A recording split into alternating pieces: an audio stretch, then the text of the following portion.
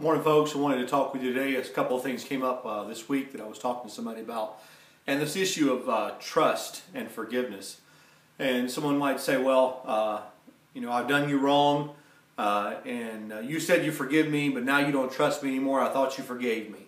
And they seem to confuse the two issues, that somehow or another, if I forgive you, then I ought to give you the keys to my car and my house and give you all access to my life. And to be honest with you, often Christians struggle with this. They think, well, we've been forgiven, we should forgive them. We should allow them back access again. And a good analogy, I think, that is helpful on this is that forgiveness is not disingenuous just because somebody doesn't trust you.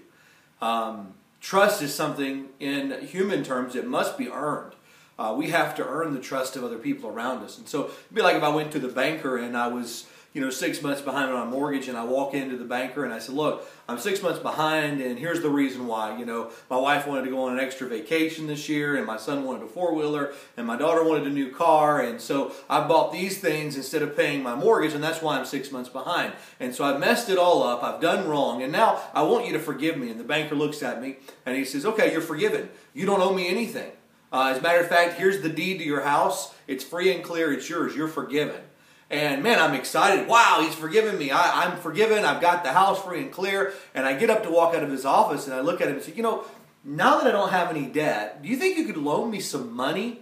My wife and I were thinking about buying a condo. And, obviously we think, that's just ridiculous. But then what would happen in the same model I was talking about a minute ago is that I would look at the banker when he says no and say, what? I thought you forgave me. He's like, I did forgive you, but I don't trust you. And so often when people have done us wrong, we may forgive them and cancel the debt against them. And that's what we're called to do. But trust has to be earned again.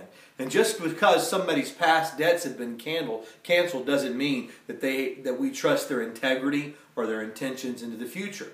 And so we have to set up boundaries and principles that we govern that. And then if you're on that side of saying, well, nobody trusts me anymore, but I thought I was forgiven, then you have to look at it and say, then I need to live in a way that would earn the trust of people around us. So just a little analogy I thought would help divide the issue between forgiveness and trust. Hope you have a great day. Looking forward to Wednesday night. And we'll see you all there at Liberty on Wednesday night, 6:30 for prayer meeting, 7 o'clock for Bible study. Love you folks. God bless.